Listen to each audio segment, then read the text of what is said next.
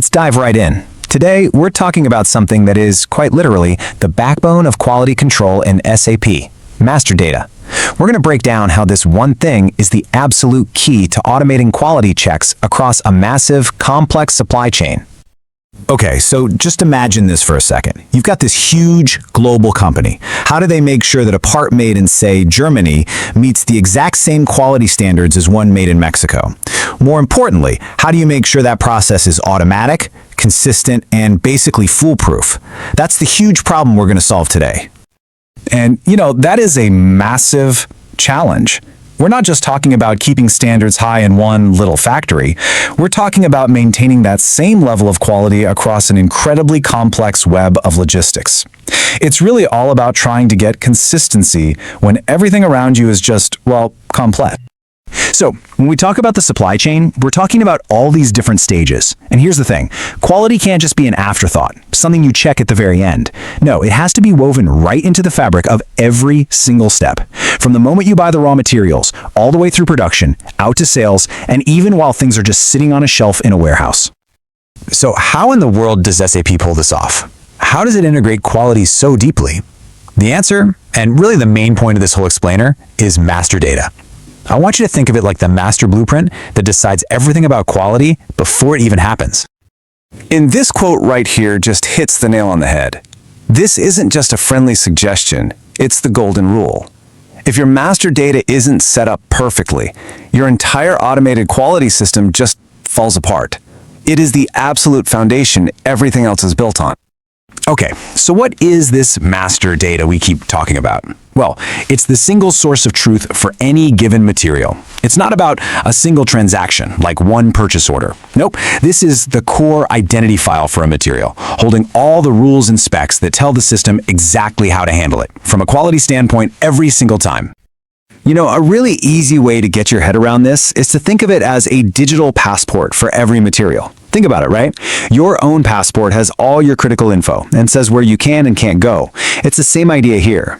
This digital passport holds the material's quality DNA. It tells the SAP system everything it needs to know. Does this need an inspection? What kind? What exactly do we need to measure? Okay, this is all great in theory, but how does this data actually turn into a real-world action on the shop floor? Well, it all starts with a person, the quality planner. And as we're about to see, one of their seemingly tiny little tasks has a gigantic ripple effect. So, that brings up the big question, right? How does the system even know it's time to do something? When a truck unloads 1,000 new parts, what's the actual trigger that tells the system, whoa, hold on, this batch needs to be inspected? And the answer is, it's actually surprisingly simple, but it is so powerful. It's not some complicated bit of code or someone manually sending an email. This whole automated machine gets switched on with just one little setting, a single click, inside that material's digital passport. All right, let's break it down. Let's walk through exactly how this automated chain reaction happens. This is where that blueprint we talked about becomes a real physical quality check happening on the factory floor. Okay, so check this out. It all kicks off with the quality planner. Way back during the initial setup, they go into the system and check one little box, inspect with task list. That's it. That's the trigger. From that one simple action, the system just takes over. The second that material shows up in a process, the system automatically generates an inspection lot, which is basically just a work order for a quality check. Then it pulls in the specific tests that planner already set up, like check the length or verify the color. And then boom, a notification pops up for a quality technician, telling them exactly what to do and where to put the results. So here's the magic of it all. That single click creates this direct, unbreakable link between the high-level plan and the actual hands-on work. It's the light switch that powers up the entire automated workflow. And really understanding this is so important, because it shows you why getting that master data right is so ridiculously critical. This isn't just about, keeping your data tidy. It's way bigger than that. It's about what happens in the real world. So let's think about this a different way. That quality planner, they're not just doing data entry. They are literally building the engine that drives automated quality for the entire company. When they set up that master data correctly, they're essentially programming the supply chain to police itself on quality. So if you remember anything from this, remember these key points. First, it guarantees every single check is done the exact same way every time. Total consistency. Second, it embeds quality right into the flow of logistics. It's not separate, it's part of the process.